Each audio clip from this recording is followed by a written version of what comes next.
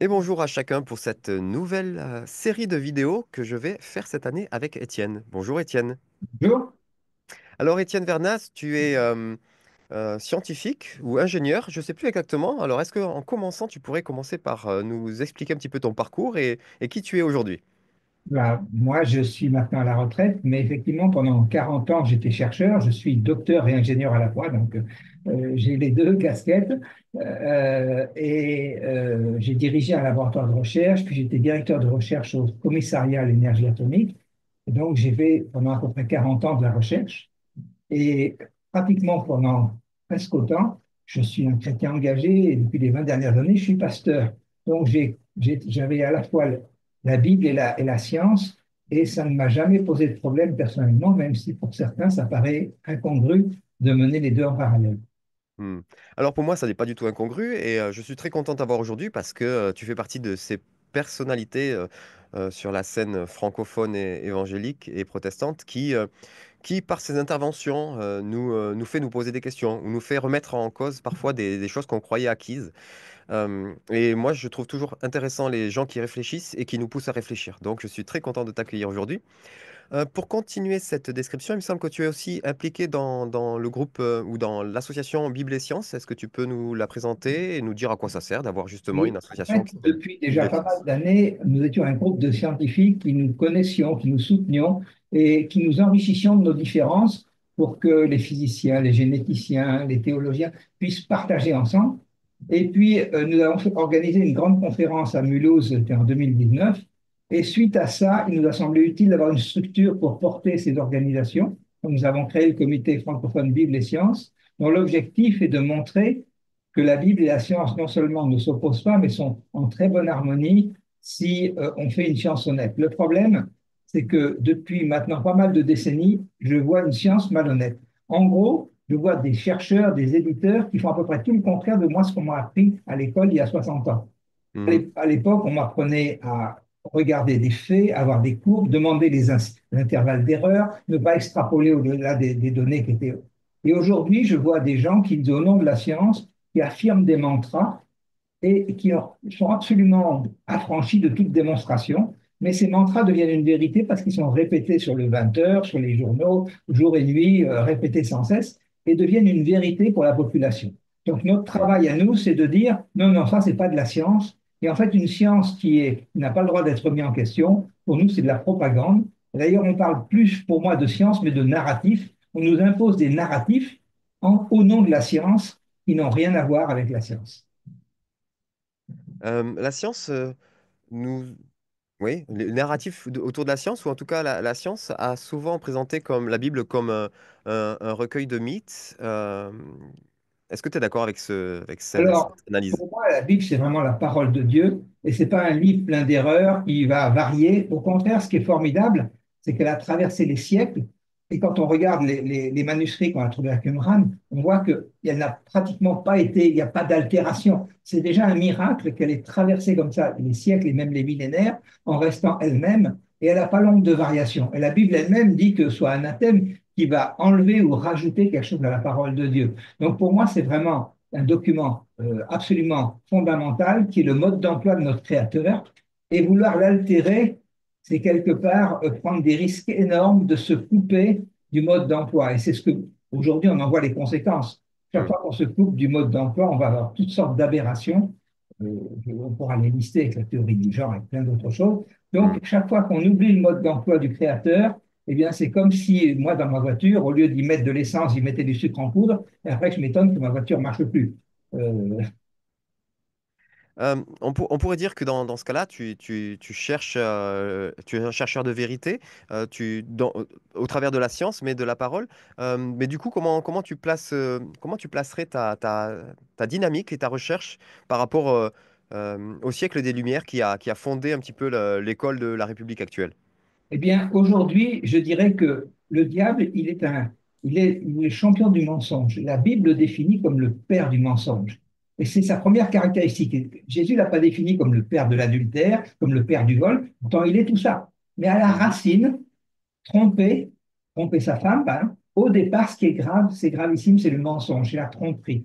Et donc, il est le père du mensonge. Et il a son art, c'est d'appeler le mal bien et le bien mal. Et donc, aujourd'hui, quand ce qu'on appelle siècle des Lumières, c'est justement le jour où on a interdit Jésus, on a interdit Dieu à l'école, à l'université, dans la science. En fait, on a éteint la lumière et on a appelé ça siècle des Lumières. Pour moi, c'est vraiment un changement de paradigme qui a ouvert à une ère complètement athée. Donc, aujourd'hui, on récolte les fruits de cette, Hmm. de 2 siècles où on a interdit Dieu de séjour, et après on s'étonne de toutes sortes de choses qui dysfonctionnent.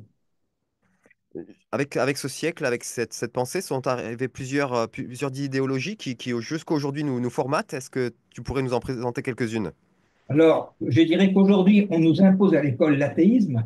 Mhm, On nous impose que la théorie de l'évolution comme une vérité absolue. On nous impose que tous les problèmes climatiques viennent de l'homme et qu'on va tous mourir dans si peu, que la Terre sera plus habitable dans un échéance courte. On nous impose de savoir que la Terre a tant de milliards d'années, précisément à la virgule près, alors qu'on n'en sait juste rien. Et tout ça au nom de la science. Donc, et aujourd'hui, au nom de la science, on nous a fait un narratif sur le Covid, au nom de la science, on nous a dit qu'il fallait se vacciner, alors que quand on regarde, la vraie science a été écartée et interdite de séjour. Et ceux qui ont fait un vrai travail scientifique étaient interdits de publier. Moi, j'ai vu des mails, bon, les choses changent aujourd'hui grand vite, mais Facebook qui disait que si je mettais des vidéos sur le changement climatique qui n'étaient pas dans le narratif officiel, je serais interdit de Facebook.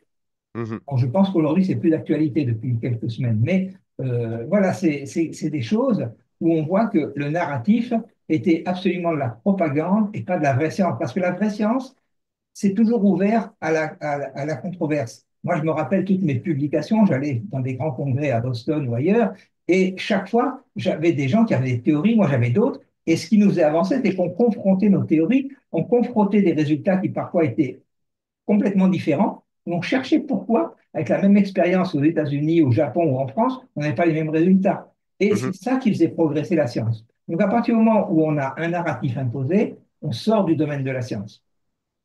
Très bien. Alors, tu as balayé plusieurs sujets. On y reviendra certainement dans les mois qui viennent, puisque tu vas venir plusieurs fois. Euh, Aujourd'hui, j'aurais voulu qu'on aborde ensemble le sujet de la croissance de la population. La croissance mondiale qui va nous... Si j'entends bien ce qu'on nous dit, on va avoir un problème hein, parce que les ressources sont limitées et puis la population va exploser. On parle même de la bombe P. D'où ça vient tout ça et pourquoi? Et qu'en penser surtout? Alors, ce n'est pas quelque chose qui est nouveau, puisque le premier qui a lancé ça, c'est Malthus, et son ouvrage date de 1798. Donc, à cette époque-là, la Terre avait 1 milliard d'habitants, et sa prédiction, c'était la population de la Terre croît, à l'époque, c'était une croissance géométrique. C'est vrai qu'elle ne croissait pas de manière linéaire, mais de manière accélérée, qu'on appelle une croissance géométrique.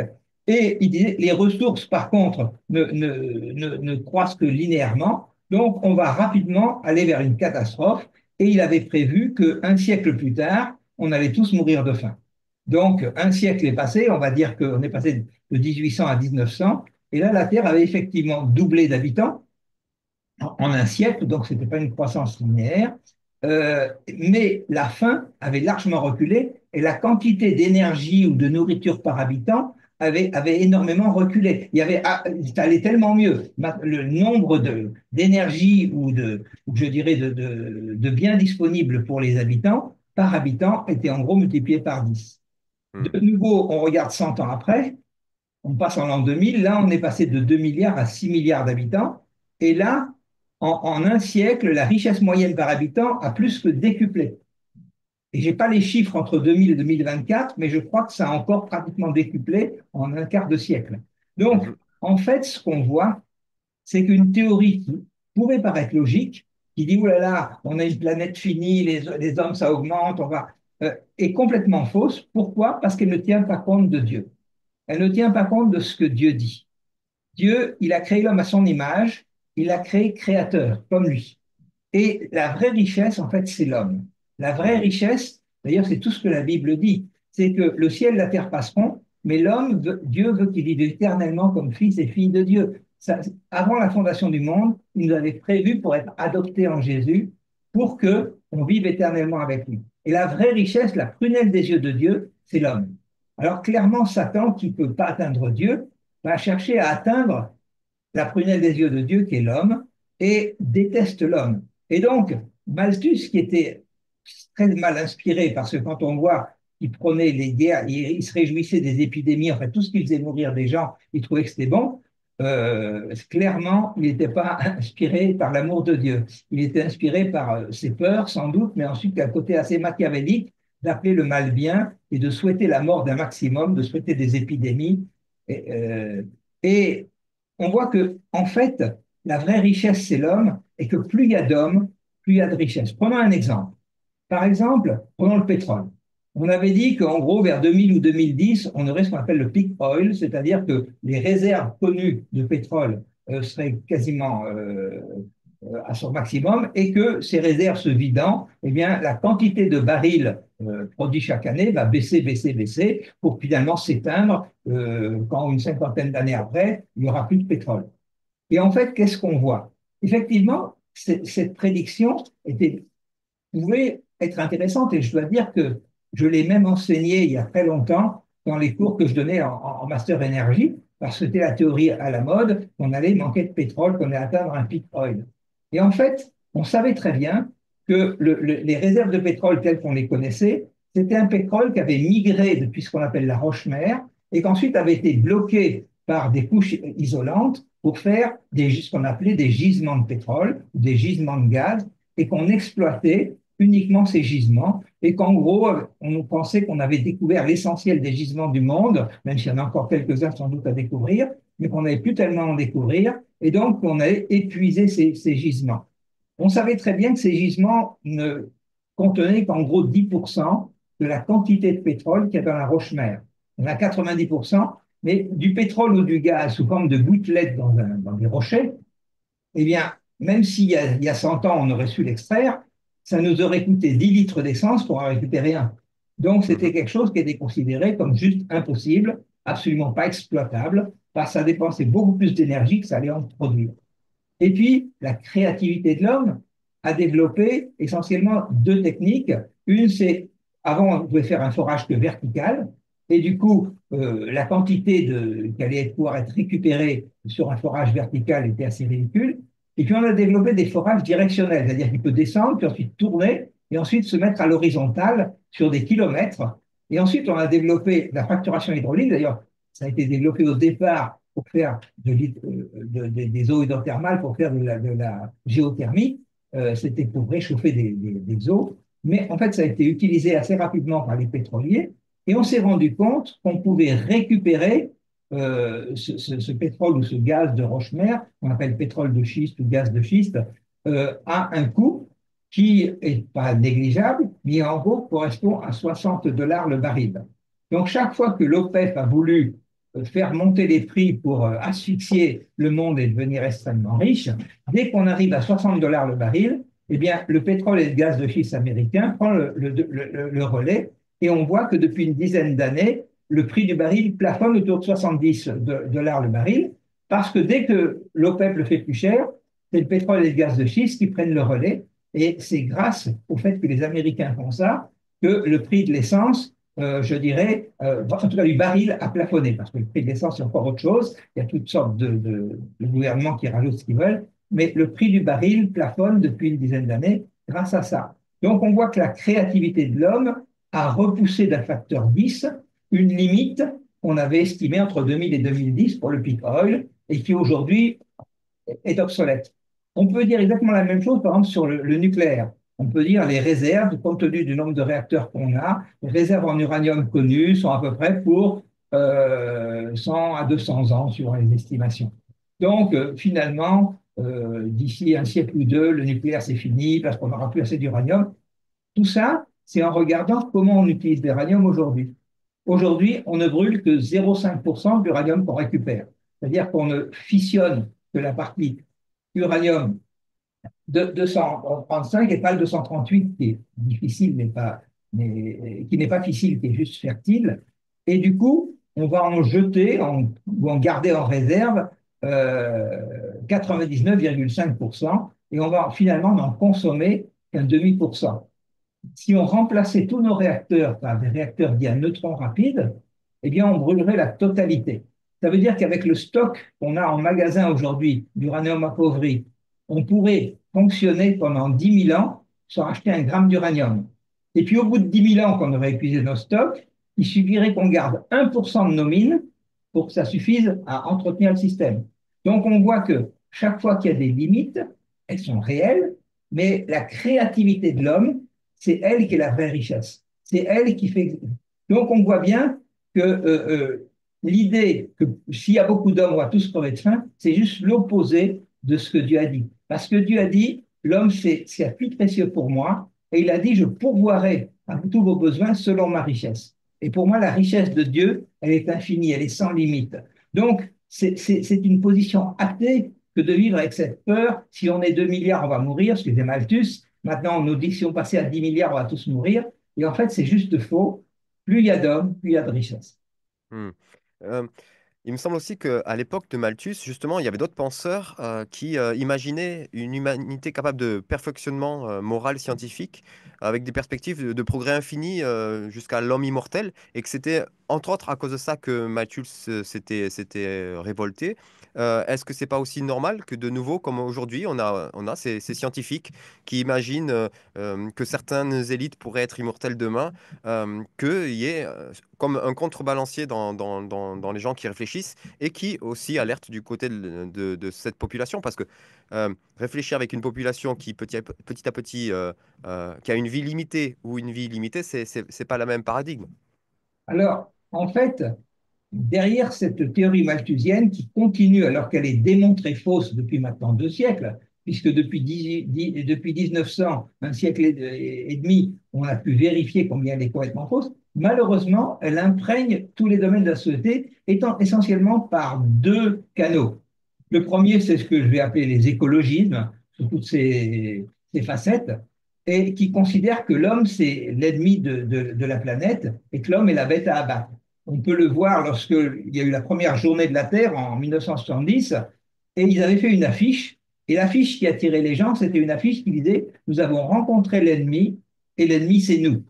Hmm, Donc, si l'homme, et c'est juste l'opposé de ce que dit Dieu, Dieu dit, la plus grande richesse, le plus grand trésor, c'est l'homme. C'est pour ça que j'ai fait la terre, pour y mettre l'homme. La volonté, j'ai donné mon fils pour l'homme. Je n'ai pas donné mon fils pour sauver les chiens ou les chats. J'ai donné mon fils pour sauver les hommes et les femmes, pour qu'ils règnent éternellement avec moi. Et on voit que là, on a des gens qui disent, l'homme, c'est le prédateur de la planète. Si, il y a toutes sortes de slogans. Si l'homme disparaissait, les éléphants applaudiraient à deux mains, etc. Ils prônent de ne plus avoir d'enfants, de ne plus faire de voyages, de plus vivre, peut-être même plus respirer pour ne pas faire de CO2. Voilà. Donc c'est une philosophie qui est complètement une philosophie anti-Dieu. Et puis il y a une autre philosophie anti-Dieu que j'appellerais dans un mot très vague nouvel ordre mondial parce qu'on ne sait pas exactement ce que ça, qu'est-ce qu'il y a derrière, c'est très opaque. Mais en gros, il y a tout ce qui est le forum de Davos, quelques milliardaires derrière, et qui, eux, effectivement, flirtent avec se prendre pour Dieu et qui flirte avec le transhumanisme, qui flirte avec on va bidouiller tout ce que Dieu a fait. La famille, c'est pas le mieux. On va pouvoir faire des semi-hommes, moitié femmes, trois quarts, avec tous les degrés. On va pouvoir faire ceci, on va faire cela. On pourra avoir 6 femmes et des couples, des trouples, tout ce qu'on veut. Et on va essayer tout ce qu'on veut, puisqu'il n'y a plus de limites. Et même notre ADN, on va le bidouiller pour faire mieux que ce que Dieu a fait et on va lui imposer de régler une immunité et on vise effectivement, dans le rêve de certains, l'immortalité. Et en fait, c'est une idée qui n'est pas neuve non plus, puisque déjà Teilhard de Chardin poussait vers une espèce d'évolution cosmique qui nous amenait à devenir, nous, l'humanité, le Christ cosmique, ce qu'il appelait, et qu'on allait tous devenir Dieu grâce à notre intelligence qui se renouvelait et qu'on allait devenir Dieu nous-mêmes. Donc c'est une théorie extrêmement perverse, mais qui n'a pas toujours été compris aussi dans sa perversité, et qu'à des moments l'Église catholique a endossé, sans bien comprendre ce qu'ils endossaient, qu'elle est complètement antinomique avec l'Évangile. hmm, Alors, dans ce deuxième série du ce nouvel ordre mondial, ils avaient fait des tables de pierre de 10 mètres de haut qui avaient été mis en Géorgie, dans lesquelles ils écrivaient le premier commandement. En fait, ils avaient fait une parodie de la Bible avec les 10 commandements. Et dans cette parodie, ils disaient le premier commandement, c'est maintenir l'humanité sous le nombre de 500 millions en perpétuel équilibre avec la nature. C'est-à-dire qu'on est aujourd'hui 8 milliards ou 8 milliards et demi, et il faut diviser en gros par 10 la population, il faut tuer, faire disparaître 90% pour avoir le bon nombre. Donc le premier, c'est une philosophie de haine de l'homme. Le deuxième, c'est une philosophie transhumaniste qui dit le forum de Davos dit pas chose différente. Nous sommes un ensemble de milliardaires. Nous avons besoin d'un ensemble de manards pour faire les basses tâches. Vous serez propriétaire de rien, vous serez heureux. Mais finalement, on n'a pas besoin de 8 milliards. Avec quelques centaines de millions, on a assez pour faire travailler les gens. Et peut-être même avec l'intelligence artificielle, on pourra encore descendre, on verra. Et nous, pour exploiter tout ça et posséder le monde et devenir des demi-dieux, on n'a pas besoin de tous ces humains. Et là, pour moi, on rejoint euh, l'Apocalypse qui montre que sur la fin des temps, les âmes des hommes seront une marchandise qu'on pourra traiter exactement comme le pétrole ou comme n'importe quoi, qui est sans valeur, ce qui est encore une fois l'opposé de la Bible, qui dit que l'homme, c'est la prunelle des yeux de Dieu. Hmm. Ça fait plusieurs fois que tu parles du pétrole. Quand on parle de pétrole, aujourd'hui, on entend parler du GIEC. Euh, il y a une réalité scientifique, n'empêche, derrière tout ceci est sous-tendu par des études, par des docteurs qui, comme toi, ont étudié les choses. Alors, ce qu'il faut bien voir, c'est qu'on est parfaitement dans de la propagande parce que c'est un domaine où seulement ceux qui ont un point de vue ont le droit de publier, ceux qui ont un point de vue ont des crédits dans leur laboratoire, ceux qui ont le point de vue officiel sont autorisés de parler à la télévision, dans les journaux, et tous les autres, on leur refuse leur publication, on leur refuse l'accès à la télévision, on leur refuse, et ils sont ostracisés. Donc on est tout sauf de la science. Si tu veux faire de la vraie science, tu peux t'attaquer Clintel, et tu verras qu'il y a plus de 1000 scientifiques de très haut niveau qui disent exactement le contraire du GIEC et qui sont plus nombreux aujourd'hui, les scientifiques qui le contestent, que ceux qui le soutiennent. Seulement, voilà, les médias répètent en boucle toutes les âneries que le GIEC nous répète du matin jusqu'au soir. Et il y a quoi qu'il arrive, même un tremblement de terre, c'est le réchauffement climatique, un incendie en Californie, c'est le réchauffement climatique, s'il fait de la neige à Washington, c'est le réchauffement climatique. Et c'est tellement tourné en boucle qu'aujourd'hui, c'est très difficile de dire le contraire dans les médias parce que ça fait pratiquement 30 ans que nos enfants sont formatés dans ce mensonge depuis la maternelle. Moi, je devais faire répéter à mes petites filles que la planète est en danger à cause du P des vaches. Et ça, c'était sa leçon pour le lendemain. Et ma petite fille qui avait 5 ans, à la maternelle, on lui faisait répéter ça. Donc, mais papy, des vaches, il y en a beaucoup, c'est grave. Voilà. Donc, et quand tu sais que c'est une aberration totale, et qu'on te fait croire que c'est les vaches qui mettent en danger la planète et qu'il faut remplacer ça par des panneaux photovoltaïques, on est dans l'opposé de la vérité, tu vois. Hmm. Absolument l'opposé de la vérité. Donc, effectivement, on est dans une idéologie. Alors, cette idéologie, elle prend ses racines dans Malthus. C'est pour ça que je suis parti de ça.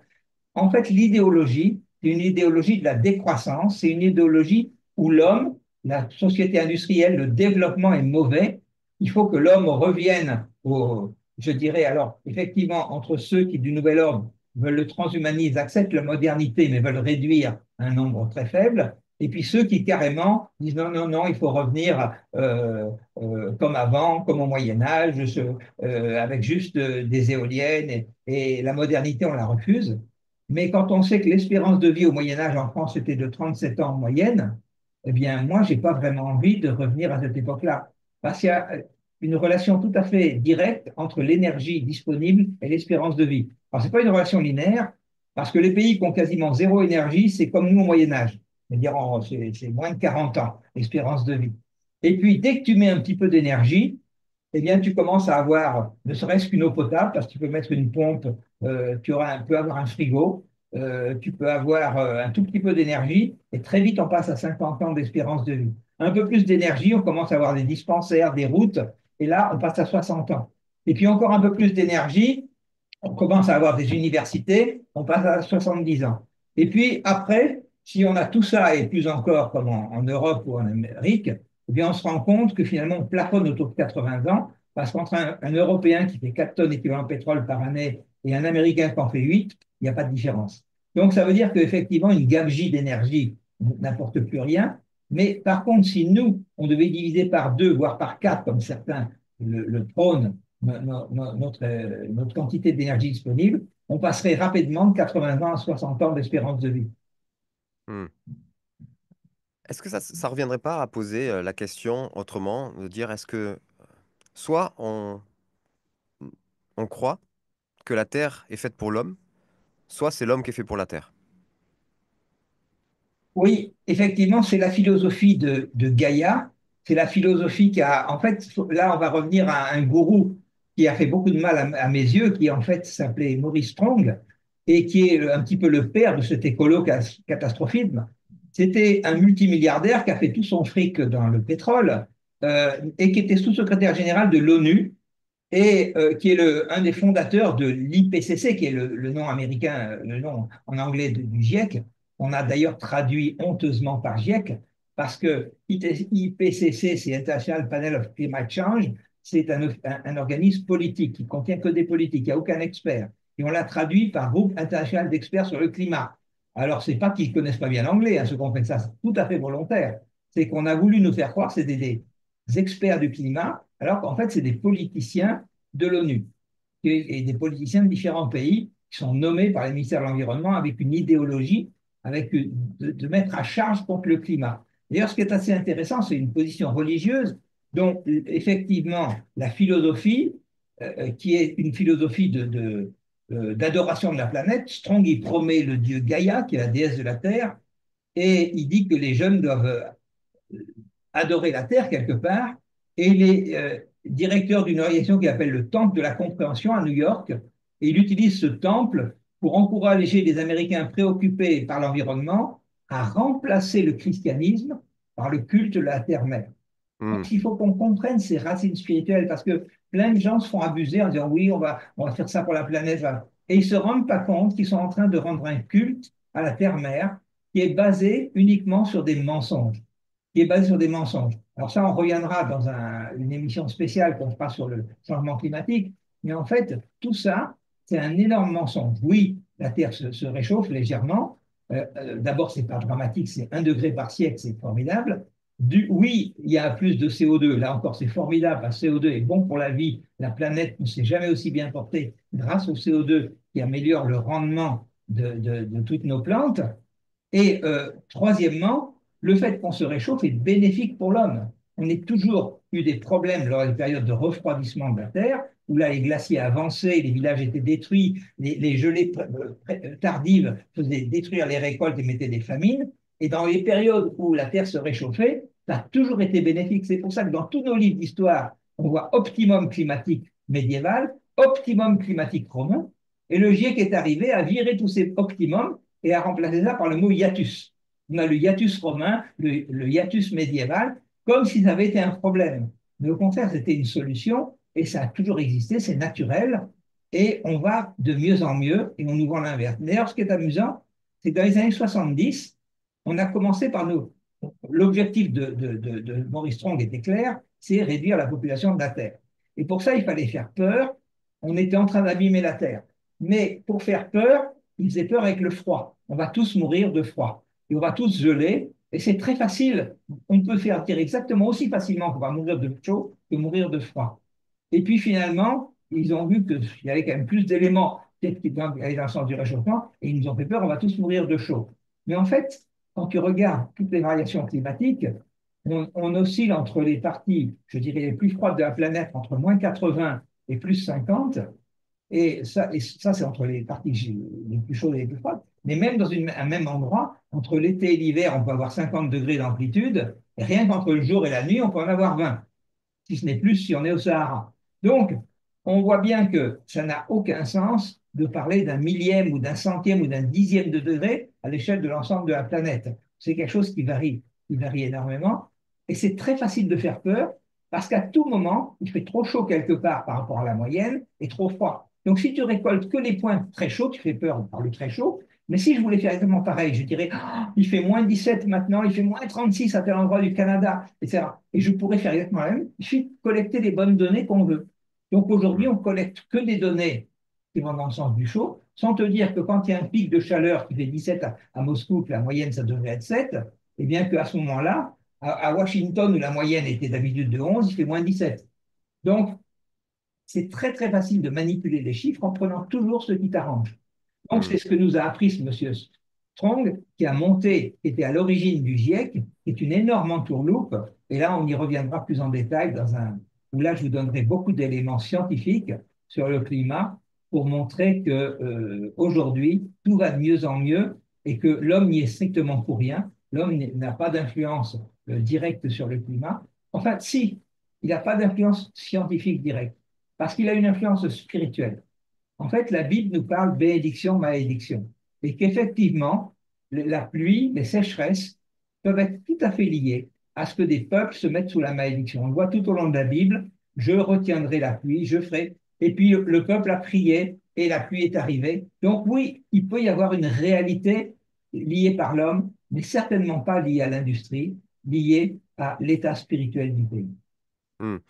Tu as présenté ce monsieur Strong comme partisan d'une position religieuse, puisque tu l'as dit, il est directeur d'un temple.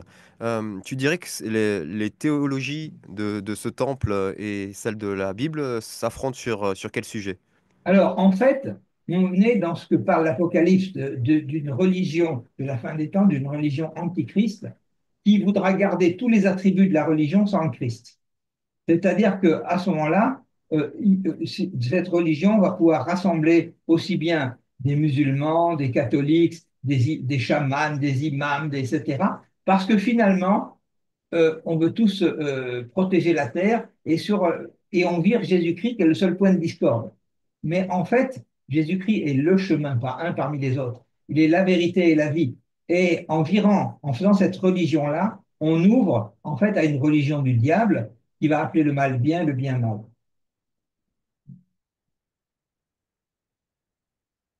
Donc, tu dirais qu'aujourd'hui, s'il y a cette religion qui appelle le mal bien, le bien mal, c'est le mensonge qui devient la norme? Le mensonge, effectivement, est devenu la norme de pratiquement partout. Et c'est assez pernicieux parce que on est tous formatés par ce qu'on entend autour de nous. Donc, quand je lis ce passage de Romains, ne vous conformez pas au siècle présent, je pensais qu'en tant que bon chrétien, je ne m'y conformais pas parce que je trompais pas ma femme, je volais pas, j'étais honnête, etc. Et que c'était n'abondait pas dans le péché quelque part. Hmm. Mais en fait, par mon travail de chercheur, je me suis rendu compte que je me conformais au siècle présent sans m'en rendre compte par tout un formatage. Que tout petit, on m'avait dit que l'homme descend du singe. Maintenant, on ne dit plus tout à fait ça, mais ça revient au même. Ils disent la bactérie maintenant, mais ça revient exactement au même. On m'avait dit que des tas de choses la Terre avait tant de milliards d'années, c'était sûr et certain. On m'avait dit des tas de choses et où j'ai commencé à voir un certain nombre de mensonges, c'était sur mon métier. J'étais spécialiste du nucléaire, et là, si je tournais la télé, j'entendais parler du nucléaire, je sautais en l'air. Je dis, mais comment on peut dire de tels mensonges sur plein de sujets, sur les déchets nucléaires, sur des éléments à vie très très longue qui faisaient très très peur, alors plus c'est long, plus c'est stable, et sur plein de choses. Donc, j'ai créé un musée qui s'appelait le Lysiatome pour expliquer l'énergie nucléaire au monde. Et dans ce musée, le gouvernement, à l'époque, m'a demandé de l'étendre à tous les domaines sciences et société.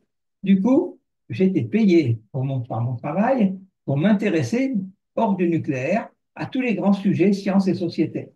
Et tout d'un coup, moi, je pensais que le gaz de schiste, c'était une horreur, parce que j'avais entendu que ce que disait la radio. Et puis, j'ai commencé à faire venir des grands spécialistes sur le sujet. Et quand j'ai regardé, j'ai dit, mais du point de vue pollution, il n'y a pas de problème. Mais il n'y a aucun problème. Mais toutes les peurs qu'on m'a engendrées, tout est faux. C'est une bénédiction. Puis après, on m'a fait peur sur plein d'autres choses. Et alors, j'ai commencé à regarder toutes ces peurs. Et je me suis rendu compte que finalement, il n'y a pas que sur le nucléaire qu'on me mentait. Et j'ai commencé à faire des conférences. Et puis, on m'a posé des questions sur l'évolution. Et pendant longtemps, j'avais voté en touche en disant, moi, je ne suis pas biologiste, je suis physicien. Donc, j'ai voté en touche. Et dans mon cœur, Dieu m'a repris un jour. Il m'a dit, je veux que tu abordes l'évolution, je veux que tu arrêtes de voter en touche. J'avais l'impression d'être David contre Goliath, parce que moi, ce n'est pas mon métier, la biologie.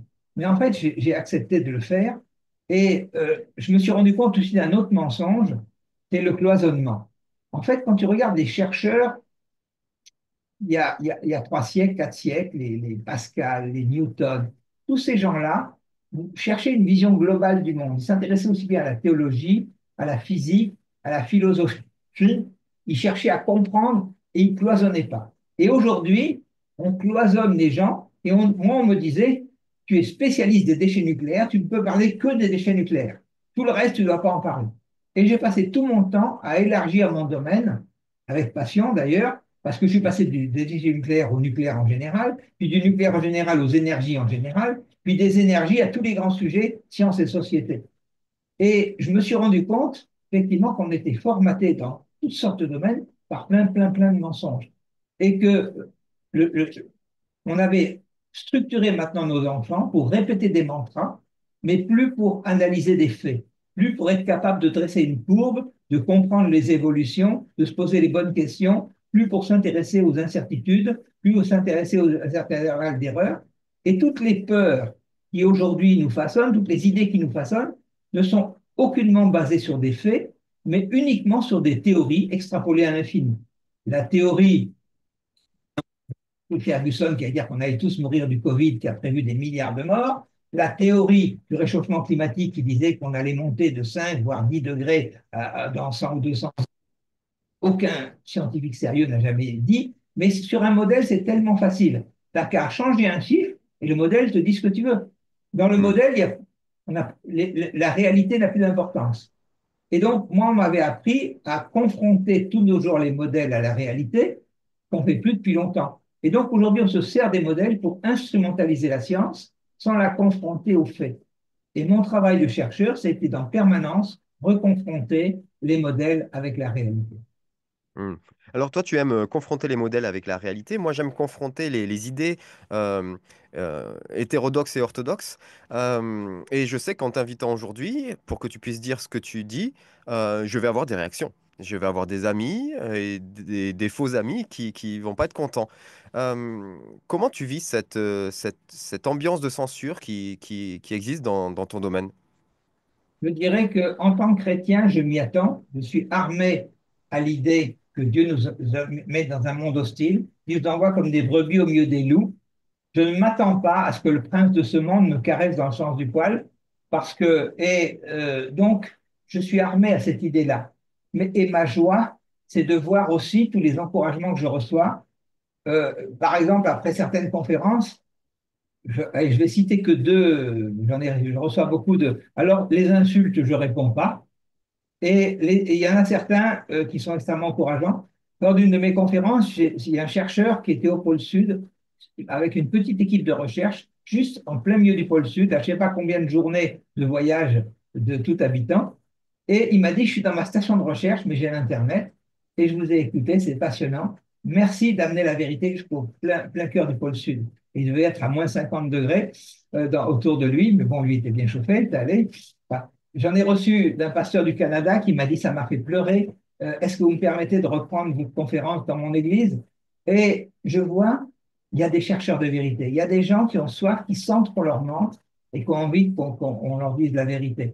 Donc, après, effectivement, ceux qui sont pour une religion sans Christ, ceux qui sont prêts à tordre la Bible pour essayer de plaire au siècle présent, ceux qui ont changé Romains 12 en disant conformez-vous au siècle présent alors qu'il est écrit le contraire, ceux-là, ils ne sont pas mes amis parce que j'ai choisi de ne pas me conformer au siècle présent, de ne pas changer ma Bible pour essayer de plaire à Pierre-Paul Jacques et être accepté dans les publications, dans les grands journaux ou les journaux télévisés. Donc, je préfère être ostracisé par le monde et bénir les chrétiens qui cherchent la vérité. Ou Très même des bien. Eh chrétiens, parce qu'il y a aussi des non-chrétiens qui cherchent la vérité et ça, c'est super. Très bien, merci beaucoup Étienne. En tout cas, tu seras toujours le bienvenu sur cette chaîne, puisque ce que je veux, c'est pas porter la bonne parole, mais permettre à ceux qui sont légitimes de venir s'exprimer, parce qu'ils ont la connaissance théorique, pratique, et puis en même temps l'appui sur la Bible comme étant le socle qui nous permet d'avancer. Alors, je me réjouis de nos prochaines discussions et effectivement, tu as survolé plusieurs sujets qu'il va falloir reprendre tranquillement parce que, comme j'ai pu le dire juste avant, sur certains sujets, effectivement, tu as des positions qui sont cataloguées aujourd'hui d'hétérodoxes et il va falloir expliquer comment tu arrives aux conclusions que tu portes. Alors, On reprendra ça tranquillement sur différentes émissions, sujet après sujet, parce que si on veut tout traiter à la fois, on n'y arrivera pas. exactement. Merci à chacun d'avoir tenu et d'avoir écouté jusqu'à présent. Soyez gentils dans les commentaires entre vous et puis à très bientôt. À Au revoir. bientôt.